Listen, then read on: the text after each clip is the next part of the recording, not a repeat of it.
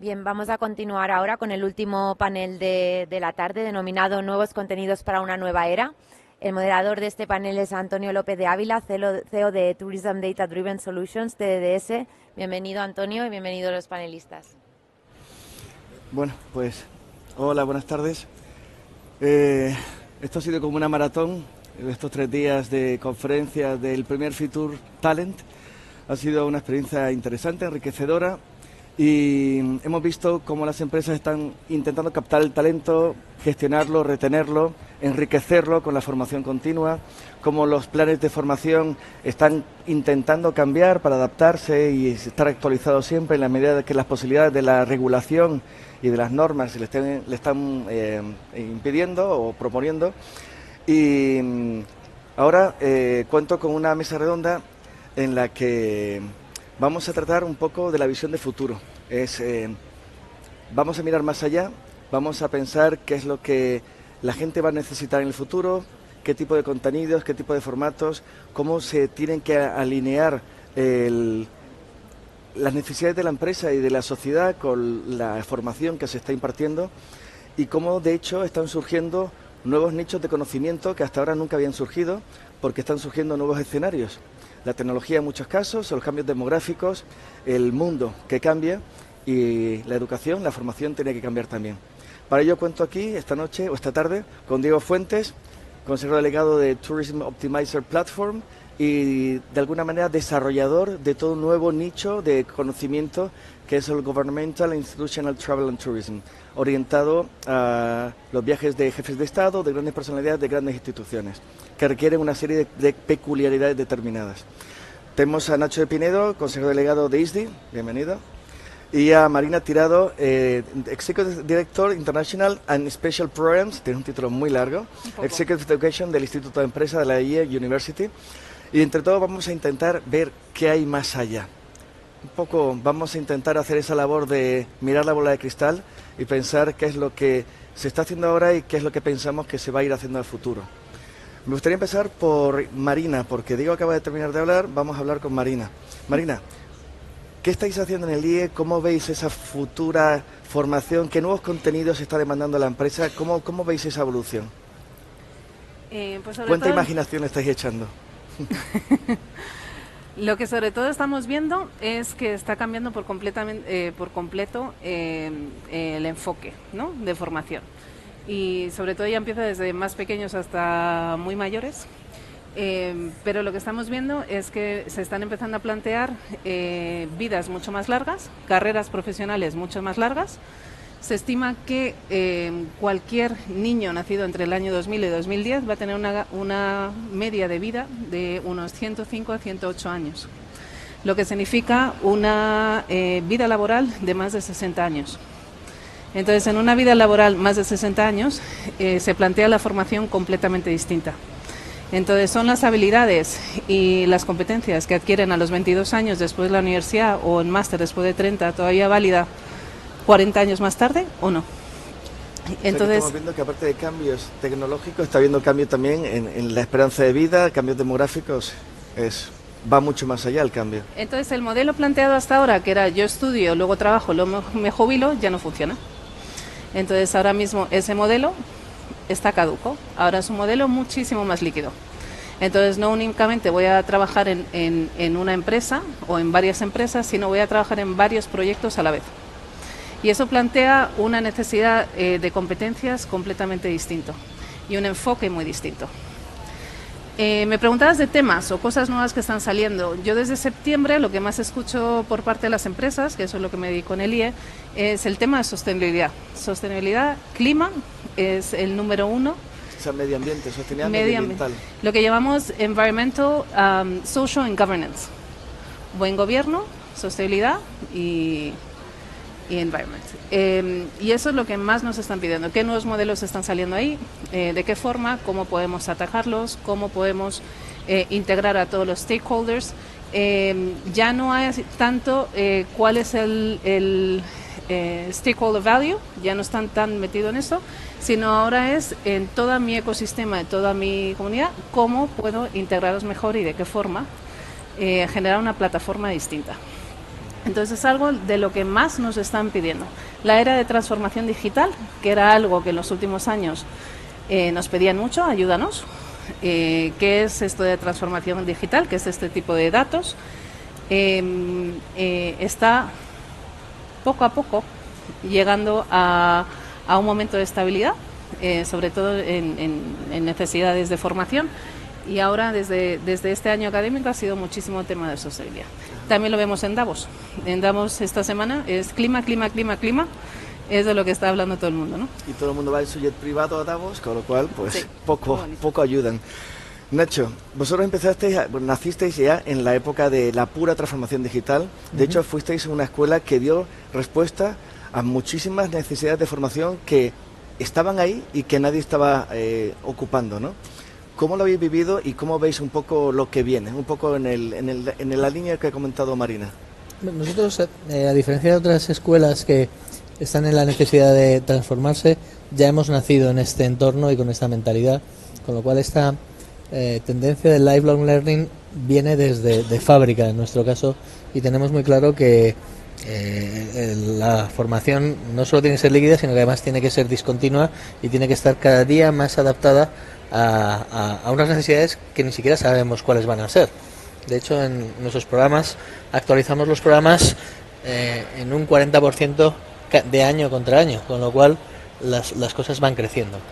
Es verdad que ahora que hay la sostenibilidad es algo que ahora mismo está muy en boca de todos, pero las empresas donde están ahora es en la transformación a la era digital. A mí no me gusta llamarlo transformación digital, me gusta llamarlo transformación a la era digital, que es un entorno que sigue creciendo a unos ratios increíbles y que no supone necesariamente ni tecnología, ni go-to-market, ni change management, sino la combinación de todo ello. Estamos hablando de cambio de mentalidad por parte de las empresas, de cómo se gestionan las empresas, las organizaciones, e incluso cómo gestionamos nuestra propia profesionalidad dentro de una empresa. Hablamos de acercarnos a las tecnologías, porque sin duda las tecnologías están muy presentes y no hace falta, como hablábamos tú y yo antes, no hace falta a lo mejor ser un experto, que todo el mundo sea un experto, pero que sí que tienes que conocer el alcance de las tecnologías y cómo usarlos y cómo generar arquitecturas. Todo el tema de datos es absolutamente clave, tanto la parte de analítica como la parte de gestión del dato.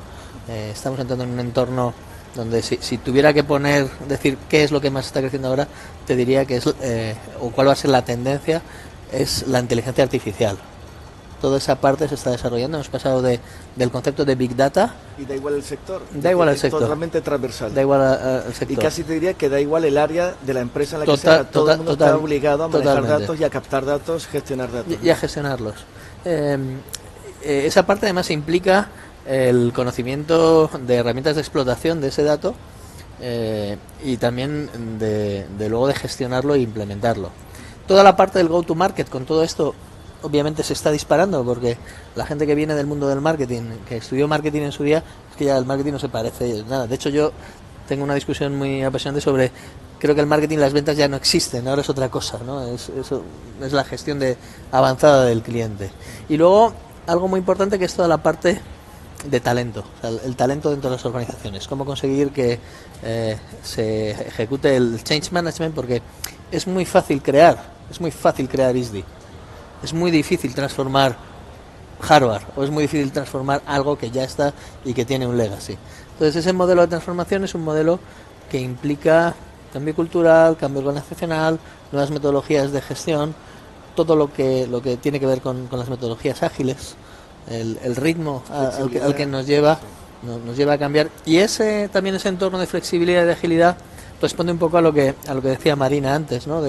Antes las estructuras eran muy rígidas. Tú estudias esto, vas a encontrar un trabajo en esto, te vas a jubilar en esto. No, ahora no. Ahora, dentro de esta nueva manera de pensar, todo es fluido, todo cambia y todo es discontinuo. De hecho, puedes empezar a formarte en algo, trabajar en eso, y 2 años más tarde vas a tener que volver a formarte, pero a lo mejor no te apetece ya seguir ese camino, sino que te vas por otro y te sigues creciendo por ahí. Con lo cual, la verdad es que yo creo que lo importante de esto es entender que estamos viviendo una época de cambio y que lo más importante es el cambio. Eso es lo único que es constante ahora mismo. Absolutamente de acuerdo. De hecho, esta semana se hablaba, lo hablaron de directores de recursos humanos, que había una parte importante que era, en muchos casos, desaprender lo aprendido, porque tienen que aprender procesos totalmente nuevos, ¿no? Y que a veces era muy difícil que los empleados desaprendieran lo aprendido. Pero eso es cognitivamente. ¿Perdón? Nos cuesta muchísimo desaprender lo aprendido. Pero eso en todo, porque desde una vez que se generan hábitos, el pensamiento fluye continuamente. Sí, exactamente. O sea, nos encontramos con grupos que tienen que desaprender lo aprendido, y nos encontramos con grupos que tienen que aprender algo totalmente nuevo. Diego, habéis creado algo totalmente nuevo. Habéis empezado a hablar y que habéis creado un cuerpo de conocimiento, inversión propia de tu empresa, que no existía. Sí. Y hace tiempo que hablamos y me dijiste, oye, estoy pensando en esto, ¿cómo lo ves? Y hicimos estudios y no había nada, no había ningún cuerpo de doctrina, no había ningún cuerpo académico de contenidos relacionado con lo vuestro. ¿Cómo se monta un nicho nuevo? Es decir, ¿cómo desarrollas un contenido que nunca ha existido, totalmente ex novo? ¿Y cómo de alguna manera lo vendes? ¿Cómo le dices a la gente, al mercado, oye, si queréis estudiar esto, es que yo lo tengo aquí, porque es que nadie más lo tiene?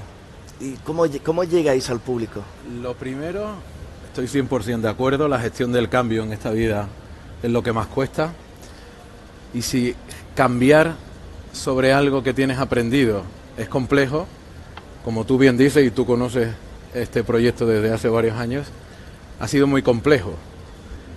No solamente porque había que empezar desde cero, sino porque la necesidad es real. Hoy en día los gobiernos y las grandes instituciones viajan, no nos necesitan. Pero encuentran una serie de dificultades. No es culpa de los hoteles, no es culpa de las compañías de coches, es que nunca se definió y se identificó los viajes de gobiernos como un sector único y diferente al resto, siendo tan obvio que en los primeros 30 segundos que hablas con cualquiera entiende que son viajes absolutamente diferentes, que tienen un componente de protocolo, de seguridad, pero esto va mucho más allá. Por eso, tú que bien conoces todo esto, se empieza desde cero, analizando el sector, analizando los requerimientos y necesidades que tiene el sector, haciendo un proceso de inmersión y de inversión muy alto. Sí es cierto que lo hemos tenido, entre comillas, relativamente fácil, si se puede decir algo fácil, porque contamos con un capital relacional muy alto. Siendo miembros afiliados de la Organización Mundial del Turismo, hemos tenido acceso pues a esa toma de requerimientos de todos los agentes intervinientes. Pero no ha sido fácil. Hemos tenido que incluso usar Big Data y algoritmos de coincidencia, algo que ahora pues suena como muy en boga. Nosotros hace más de 2 años, después de la toma de requerimientos que hicimos, no éramos capaces de asumir la cantidad de datos que teníamos. Sobre todo datos de un sector que no tenía nombre. Eran los viajes de gobierno. Que no existía. No existía. Nadie había estudiado eso antes. Es parecido al MICE, parecido al corporate, a los celebrities, es un señor muy importante. Sí, pero ¿y cómo metemos la seguridad, el protocolo? Unos señores que viajan con armas, que se relacionan institucionalmente con otras instituciones. Es una realidad compleja y tiene una serie de rangos que no vamos a entrar ahora a definir, pero que nos costaba la misma vida identificarlo. ¿Qué hicimos? Buscar crear un banco del conocimiento. ¿Cómo se crea un banco del conocimiento? Esa es tu pregunta. Pues hace 2 años y medio no sabíamos cómo. Y nos hemos equivocado, hemos gastado, hemos hecho prueba-error, como se suele hacer en casi todos los sectores. Pero hoy en día te puedo decir que contamos con un respaldo académico, con mucha gente. Sería un poco osado por mi parte decir que hemos creado, porque por cortesía quiero decir hemos, pero hay un gran equipo académico detrás que ha creado pues un programa dirigido a todos los agentes intervinientes, pero bastante novedoso, porque nosotros teníamos un cierto componente de tecnología. Hemos creído oportuno crear y enseñar este nuevo sector a través del aprendizaje por descubrimiento, a través del estudio del caso. Sí es cierto que contamos con ventaja porque tenemos casos reales. Nosotros tenemos casos reales, anonimizados por supuesto, pero que ofrecemos al alumnado y a los profesionales estos casos. Hemos creado una herramienta tecnológica que es una brújula donde el alumno puede ir a través, es una especie de mapa sensorial donde todos los conceptos del sector, protocolo, seguridad, prensa, Cancillería, hotel, están interconectados. Cuando vas clicando Cancillería, está directamente relacionado con relaciones institucionales, con la agencia, bla, bla, bla. Entonces, a través de esa herramienta hemos creído oportuno que el aprendizaje por descubrimiento era el mejor canal para enseñar algo desconocido. Ahí respondo a tu pregunta. ¿Cómo se hace? Pensando, analizando, tomando requerimientos, siendo muy riguroso, gastando el tiempo necesario que se tiene que gastar. Tú bien sabes que esto hace años que llevamos haciéndolo, pero hasta este Fitur no hemos querido salir al mercado. Entonces, ¿qué contamos hoy? Hoy contamos con un producto terminado, disponible, y que yo creo que satisface las necesidades de, si no de todos los agentes intervinientes, de prácticamente todos. No solamente de gobiernos, de los cuerpos diplomáticos, no solamente de los cuerpos diplomáticos, sino de todas las personas que se encargan desde dentro de organizar este tipo de viajes. Las personas que viajan siguen viajando. Muchas veces no son conscientes de la problemática y la dificultad que tiene la organización de este tipo de viajes. El que lo sufre es el técnico administrativo, el de la agencia, que está todos los días intentando hablar con el hotel. El hotel no llega a entender por qué esta realidad cambiante, por qué una rooming list, que es algo muy sencillo, por qué una rooming list cambia cada día 4 veces. Señor, porque la propia naturaleza de estos clientes les hace que tengan que cambiar. Y la información no puede estar en un front desk donde cualquiera la puede ver. Okay. Donde cuando viaja el tipo de seguridad necesita saber dónde están los planos de planta, dónde está la escalera de mano de seguridad, si puedo bloquear el ascensor, cuántos coches puedo aparcar en la fachada del hotel, y un sinfín de detalles que a día de hoy, hasta hace unos años, nunca se había tomado. Como no se estudiaba, efectivamente. No Has tocado un tema que me ha parecido interesantísimo porque creo que es fundamental, que es el tema de los formatos. Estamos hablando de nuevos contenidos para una nueva era, estamos hablando de gente que ha cambiado, somos ciudadanos digitales, nos movemos continuamente con información, dispositivos.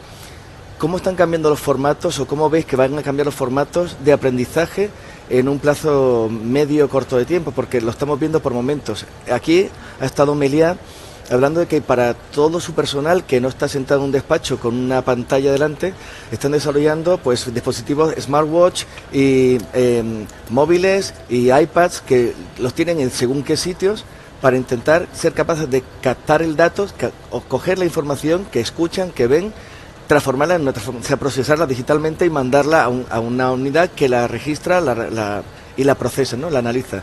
¿Cómo veis ese cambio en la formación de las cuadros de mando desde el más básico al más alto? Es que no es tanto un tema de formatos. Antes de formatos hay que hablar de el estado de las personas para aprender.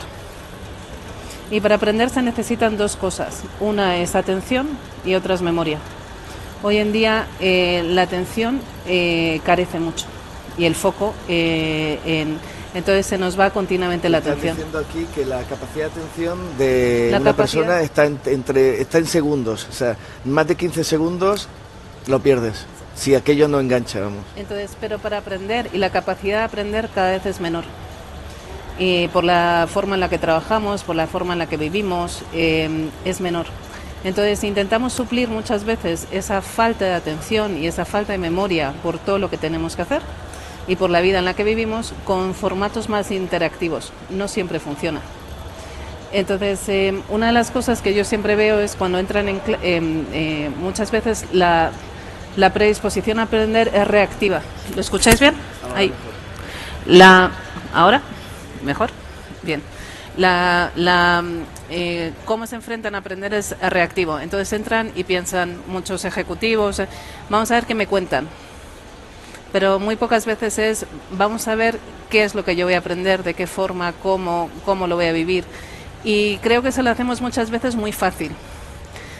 Para mí no es tanto de obtener toda la información que hay, y hay muchísimas cosas de muchísima calidad en todo tipo, sino primero estrújate de la cabeza en lo que tú ya sabes. Y una vez eso, acceda a los expertos. Y creo que hemos perdido un poco esa parte, la atención, la memoria, el pensar por uno mismo. Entonces es mucho de a ver qué me cuentan, a ver dónde lo encuentro, uno repetitivo tras otro, y el criterio propio y el pensamiento propio cada vez también es menor, que tiene que ver con el ¿Y aprendizaje. entonces cómo hacemos para que aprendan?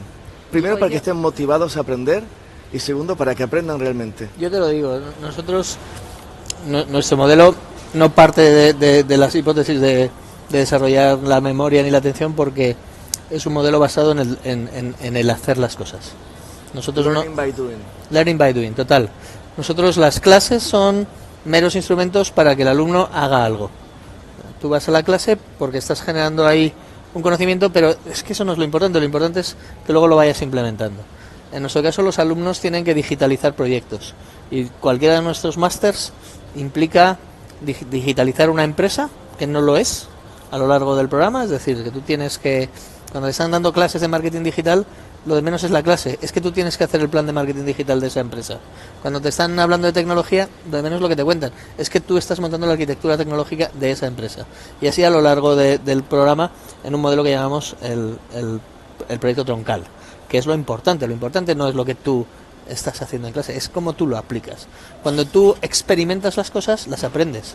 No es un proceso, no tienes que hacer esa otra transferencia, ¿no? Es un modelo de aprendizaje que te entra en vena.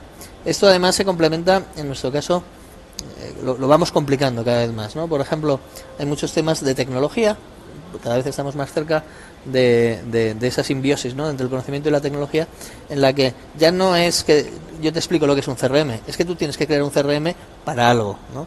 O no te explico cómo se hace una plataforma de e-commerce, es que tú lo que tienes que hacer es vender. Entonces los alumnos nuestros, a lo largo de los programas, ahora mismo, aparte de tener que hacer una digitalización estratégica de una empresa, que es una manera de sustituir el método del caso, lo que hacen es lanzar empresas. Entonces este año se van a lanzar, yo creo que vamos a ser la empresa del mundo que más e-commerce va a lanzar, porque vamos a lanzar casi 40 e-commerce de nuestros alumnos. ¿40? 40 e-commerce. Wow. Que a lo largo del máster los alumnos tienen que lanzarlo, tienen que hacer las páginas web o las aplicaciones, tienen que montar la plataforma logística, tienen que acabar facturando. Que hacerlo realmente. Tienen que acabar facturando. O sea, hemos tenido que crear una empresa paralela para proporcionar CIFs para estas nuevas empresas, porque tienen que hacerlo. Entonces, cuando un alumno está deseando ganar a los otros alumnos, porque aquí gana el que más factura, deseando ganar en un modelo de competición que es como la vida misma, es él el que te está demandando los contenidos, pero no porque quiera saberlos, sino porque quiere implementarlos para llevar a buen término el proyecto en el que está. Qué bueno, es el learning by doing total. Vosotros también, ¿no? Yo estoy absolutamente 100% de acuerdo con ellos. De hecho, yo iría un poco más. Yo no lucharía contra el cambio de la pérdida de atención. Hay que adaptarnos a la situación y a los nuevos. Nosotros hemos basado nuestro aprendizaje por descubrimiento a través de píldoras de microlearning, que creo que se llaman ahora, que duran máximo unos 15 minutos, donde Mucho me parece, 15 minutos. Bueno, digo, incluyendo contenido media y algún empaque de masterclass de alguna charla, pero sobre la realidad. Yo creo que el alumno, y en nuestro sector, donde el hacer es lo importante no es saber lo que tengo que hacer, por eso coincido 100%, es hacerlo. En nuestro caso, al facilitar casos reales, y el tema de la brújula de nuestra tecnología, lo que hacemos es exactamente eso, hacer que el alumno vaya descubriendo cómo puedo ir solucionando los problemas. No aprender qué tengo que hacer en este caso, qué tengo que hacer, qué es lo que recoge la norma que hemos creado. En el artículo, señor, eso es absolutamente infumable. Hay que darle contenidos donde el alumno quiera aprender, donde necesite y entienda qué es lo que tengo que hacer. Entonces, en nuestro caso, como te decía, hemos apostado también por ese aprendizaje a través del descubrimiento y usando, por supuesto, la tecnología con pequeñas píldoras donde la atención del alumno o del profesional que está realizando el curso, pues no vaya, O sea, un no se poco pierda. learning by doing, competitividad y jugar jugar con los conocimientos, jugar con los desarrollos. Vivir, yo te diría vivir los conocimientos. El gaming, como respuesta a tomar el estado final o la nota que sacas en un... Algo parecido a, como bien dice Nacho, a la realidad. ¿Qué ocurre en la realidad? Yo recuerdo cuando estábamos en la universidad, demandábamos, yo hice económica, yo quería que vinieran empresarios a contarnos qué es lo que se hace en realidad. Y eso es lo que hay que hacer hoy. Hay que contarle al alumno, en el sector que sea, qué es lo que ocurre en realidad. En nuestro caso es una realidad compleja. No podemos traer a un señor que nos cuente dónde duerme, cómo duerme y qué hace. Pero sí hemos conseguido crear ese banco de conocimiento que refleja la realidad. Y la realidad es que efectivamente hay gente que se forma desde los 18, vamos a poner desde el grado, ¿no? Desde undergrad, desde los 18 hasta los 70 que estamos trabajando, ¿no? O sea, tenemos gente de un montón de generaciones con bases culturales y de costumbres totalmente distintas y bases de aprendizaje totalmente distintas. Y tenemos un mundo totalmente globalizado. Tú vas a dar formación en todo el mundo, tú das formación en todo el mundo y el ISDI me consta que ya está en México y seguramente estaréis en muchos más sitios. En Silicon Valley, en Francia. Por eso es. Y seguiréis creciendo. Y tendréis alumnos aquí y allí de todos sitios. ¿Hasta qué punto esa diferencia cultural y esa diferencia de edad te marca un poco el éxito o fracaso de un programa que uno lanza en un mercado concreto? ¿Hasta qué punto es replicable a otro mercado? Es decir, ¿cómo estáis funcionando? Porque sois empresas globales, las tres, globales totalmente. ¿Cómo se hace frente? Porque aquí todas las empresas turísticas son globales. Todas durante toda esta semana han estado hablando de la dificultad de formación cuando se enfrentan a personal da igual el nivel de Asia-Pacífico, de América Latina, de Europa. ¿Cómo lo enfrentáis vosotros, que sois los proveedores de esa formación? Pues con entendimiento y respeto. Otra vez, ¿no? Sí, así. Sí. Pues con mucho respeto y mucho entendimiento. Entonces sabemos que algunos alumnos que vienen a algunas partes del mundo tienen vienen formados del colegio de una forma distinta. Entonces entran pues con menos participación en clase, más retraídos, más introspectivos, y otros al revés. Entonces pues es adaptando, sobre todo una habilidad muy grande, es adaptación continua del profesor a las personas que se tienen enfrente, ¿no? A nivel de edades yo creo que enriquece muchísimo, y a nivel de cultural también. Cuando se mezclan en clase y cuando se trabajan a través del juego, a través de proyectos, a través de aprendizaje participativo, mezclarlos enriquece mucho. Entonces hay un montón de proyectos hechos ya, desde poner guarderías en residencias de ancianos, así que ya vamos a los dos extremos, y cómo florece el aprendizaje en todos. Hay muchísimos proyectos entre universidad y directivos que están a punto de jubilarse, y cómo se hace ese puente y cómo se transmite ese conocimiento de uno a otro. Lo que se ha hecho en los últimos años, la verdad es que no se ha integrado mucho. Entonces, personas que se jubilaban y que tenían una gran experiencia profesional, ese conocimiento no se ha integrado de vuelta mucho en las universidades, y creo que ahí hay una grandísima oportunidad para continuar ahí. Y yo creo que es una simple respeto, atención, integración, y que entre todos se comparta, se colabora y se genere ese espacio para que eso ocurra, ¿no? En nuestro caso, de nuevo, también es muy fácil, porque en lo que nosotros formamos pues son cosas que no existían hace 10 años o que no existían 5, es decir, es como si todos tuviéramos 5 años. Sí, se ha comentado aquí que más del 80% de los puestos actuales, claro, dentro de unos años no existirán, el 80%. Entonces el ser más mayor o venir de un país más desarrollado o menos desarrollado no es ninguna ventaja competitiva. Básicamente todos empiezan de cero. Es muy interesante en algunos másteres nuestros en los que permitimos diferencias de edades y de orígenes. Nosotros hacemos los grupos a conciencia,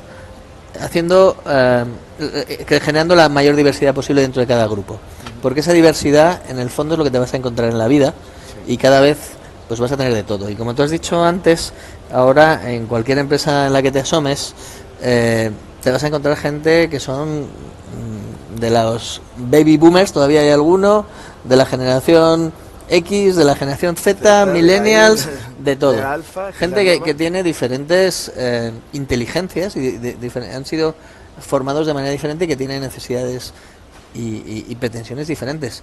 La vida es así, o sea, hay que vivir con esto. Entonces, cuanto antes lo mezclemos y cuanto antes lo asumamos, mejor. Y lo que estamos viendo además son cosas muy curiosas, porque en nuestros programas, yo me he encontrado en algún grupo en los que están trabajando en algún proyecto en el que hay gente, te diría que por ejemplo tienen 20 años, me venía uno y me decía, llevo 20 años siendo director de marketing. Y llego al grupo y este chaval que tiene 26 años, cuando hay una pregunta de marketing, ¿qué hacemos tal? Y yo digo, creo que hay que hacer esto. Él dice, ¿por qué no hacemos esto otro? El resto del grupo le sigue a él. Y al final, después de haber acabado el máster, me he dado cuenta yo de que él tenía razón.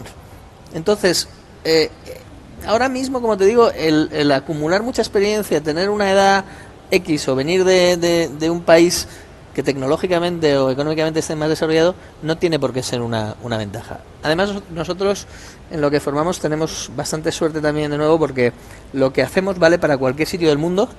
O sea, la replicabilidad es absoluta. Hay algunas... En el mundo probablemente China es el único país que tiene una configuración de herramientas tecnológicas un poco diferentes, pero en el fondo son las mismas, con lo cual la aplicabilidad es global y eso pues, es fantástico. En mi caso yo estoy muy de acuerdo con Marina, con lo que comentó al principio, ese reciclaje de la información, de esos directivos que nunca vuelven a comunicar ese banco de conocimiento, esa experiencia que han tenido. En nuestro sector la estamos usando de manera directa. Nosotros hemos apostado por tener un capital relacional de antiguos directores y representantes institucionales que aportan el conocimiento no solamente de las vivencias en nuestro sector, de los viajes de gobierno y grandes instituciones, sino cómo aportarlas o cómo enfrentarse a las nuevas tecnologías. Por ejemplo, ahora mismo, y casi que no se conoce, el uso de los drones, pues va un poco a cambiar el tema de la seguridad, incluso en este sector.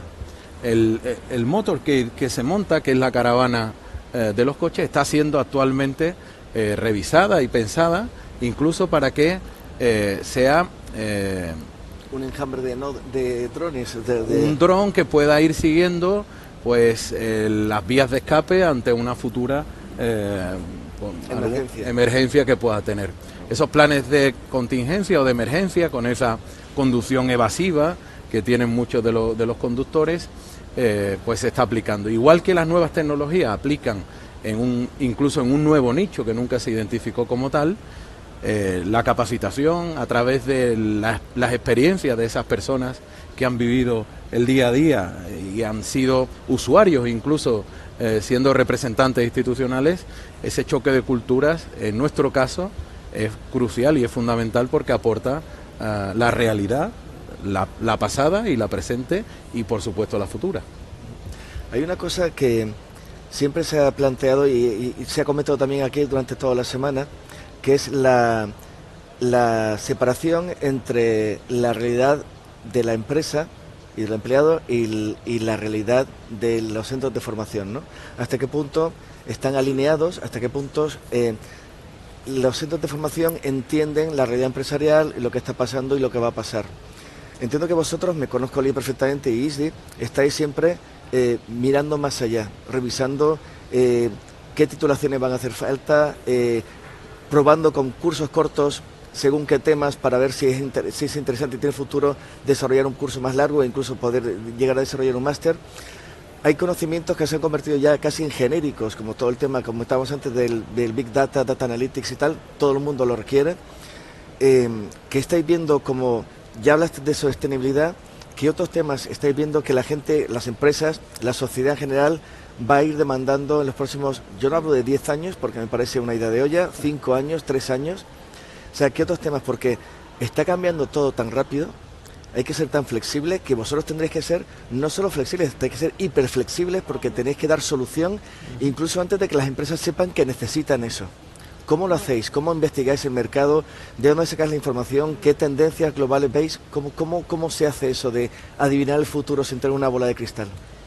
Pues una de las cosas que nos enfrentamos cada vez es, podemos hacer muchísimas formaciones y eso es hablando con directores de formación y de recursos humanos a nivel mundial de organizaciones muy grandes, pequeñas, medianas, y nos dicen, es que la formación no funciona. Y entonces le decimos, ¿y por qué no? Y dice, porque es que no se genera un cambio. Y digo, ¿y por qué no se genera ese cambio? Porque ellos lo que están buscando muchísimas veces es un cambio y una adaptación, un cambio de paradigma. Y lo que dijimos antes, el desaprender para volver a aprender, no siempre ocurre y es fundamental. Entonces es plantearles nuevas cosas, pero también es la mentalidad de desaprende lo que ya sabes, porque si no, no vas a poder avanzar. Entonces pensemos en este mismo sector, pensemos en tercer sector más importante a nivel internacional, sector donde hay grandísimos profesionales y sector donde generalmente se plantea o se ven las cosas, hay grandísimos profesionales que ven su trozo de mercado y donde miran porque identifican la competencia siempre como los que hacen lo mismo que nosotros hacemos. Y entonces la actitud continua es, este es mi trozo, yo lo voy a abarcar y quedármelo para mí. Donde miro la competencia es a mi competencia, que la defino como los que hacen lo mismo que yo hago.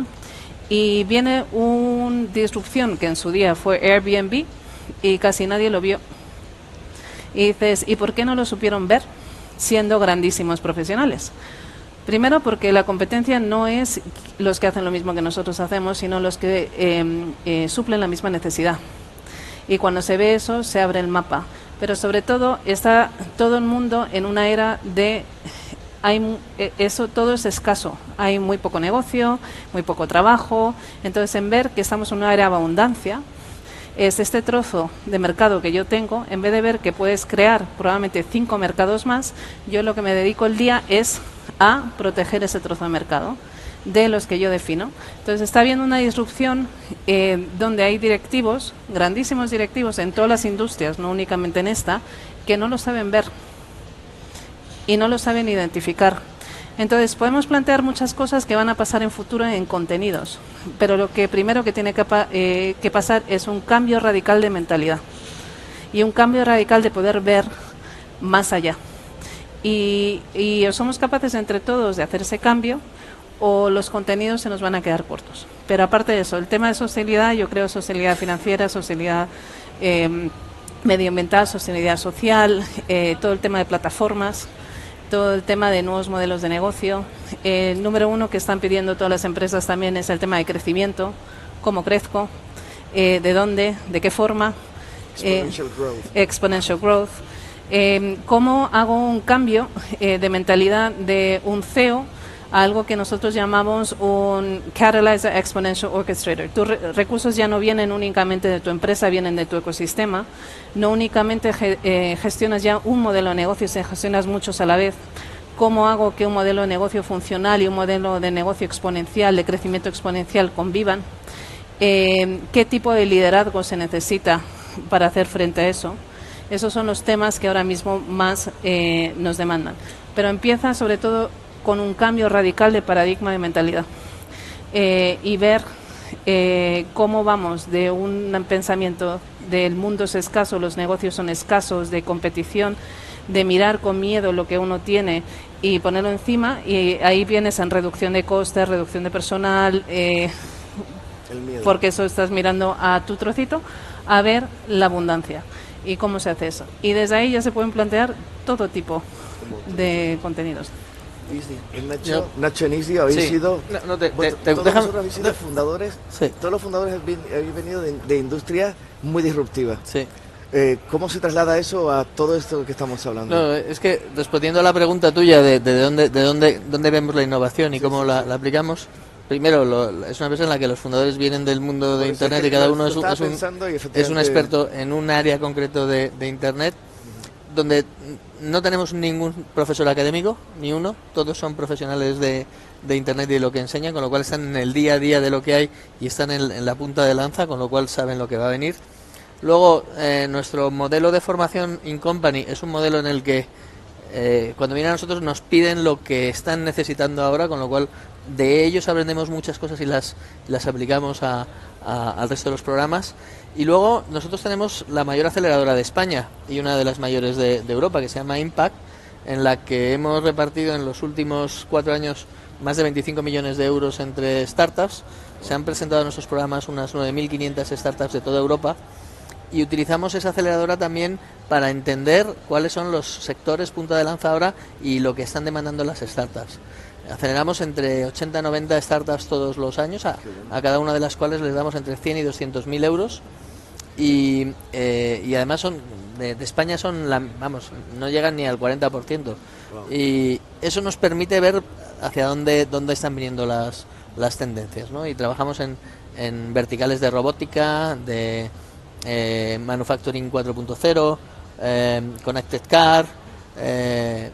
Ahora acabamos de levantar uno de 6 millones de euros para EdTech, para tecnologías sobre la educación. Y todo eso, además, hay una especie como de loop, porque lo que aprendemos con las startups luego lo utilizamos para innovar en las empresas con las que trabajamos. Por ejemplo, nosotros estamos ayudando a Toyota en su transformación de ser una empresa que fabrica coches a ser una empresa de movilidad, sí, a base de apoyar a sus equipos de innovación y acelerarlos como si fueran startups. Entonces ahí hay un círculo virtuoso muy interesante. Nosotros somos partners de Google, por ejemplo, y también estamos viendo lo que se está haciendo ahí. Tenemos una joint venture con Salesforce y estamos viendo lo que se está trabajando en plataformas. Nosotros mismos implementamos disrupción. Somos la primera escuela de negocio del mundo que ha empezado a impartir los títulos en blockchain. Estamos haciendo ahora mismo pilotos con la Agencia de Protección de Datos de Face Recognition para no solo evitar que los alumnos firmen y controlar la presencia, sino también para medir el ambiente de la clase y la correlación entre el aprendizaje y lo que están mostrando en sus caras. Con lo cual hay muchas cosas que nos permiten ir chupando de lo que es nuevo y de hacia dónde va la tecnología. Interesante. Diego. Bueno, en nuestro caso, nosotros acabamos de llegar. Entonces, hablar de innovación cuando se identifica un nuevo nicho, ¿cómo pensáis es obvio, que puede llegar a evolucionar lo que estáis haciendo? Estamos convencidos. Te ponía el ejemplo de los drones, como lo que va a llegar en próximos meses. O sea, que la tecnología realmente va a ir cambiando. Los gobiernos siempre han estado como muy alejados de la tecnología. De hecho, el software que proponemos nosotros, que es de uso gratuito para gobiernos e instituciones, decirle a un gobierno que puede monitorizar en tiempo real un viaje, es como hablarle, no sé. Pero hoy es una realidad, es ciencia ficción, hoy es una realidad. Por tanto, ¿qué es lo que va a cambiar en nuestro sector? Ya cambió. Ellos están acercándose mucho más a la tecnología, son clientes, usuarios, diría yo, más que clientes, de lo tradicional, de la corporación, de lo institucional, pero el tiempo real nos mató a todos, no solamente a nosotros. El control del manejo de los coches en tiempo real abarata costes. Ah, señor, si abarata costes me interesa. Oiga, y la identificación de cuál es el mejor proveedor que se ajusta a mis necesidades a través de un portal. Ah, entonces ya no tengo que llamar a la embajada, puedo entrar yo directamente y conocerlo, sí señor. Y el tipo conoce mis requerimientos. En nuestro caso, pensamos que hemos hecho un punto de inflexión, hemos presentado y presentamos herramientas innovadoras y estamos convencidos que la prueba-error tiene que continuar. Nosotros no estamos aquí para decir esto hemos hecho, sino esto estamos haciendo y pretendemos seguir haciéndolo, por supuestísimo. Pues muchísimas gracias, Instituto de Empresa, EAR University, ICI, no sé cómo llamarte, si Top o Governmental and Institutional Travel and Tourism Institute. La compañía es Top, pero tú me llamas como tú quieras. Perfecto. Pues Tenéis tradición, se os reconoce como entidades muy innovadoras. Gracias por estar aquí, por compartir pensamiento y Así filosofía siempre. con respecto a esto. Y con esto terminamos Future Talent primera edición. Muchísimas gracias por acompañarnos, por estar aquí con nosotros 3 días de conferencias, de paneles, de aprender. Está todo grabado, con lo cual compartiremos todo esto con píldoras a futuro y aprenderemos todos durante un año hasta la siguiente edición de Future Talent 2021. Muchísimas gracias a todos, muchas gracias a todos por estar aquí.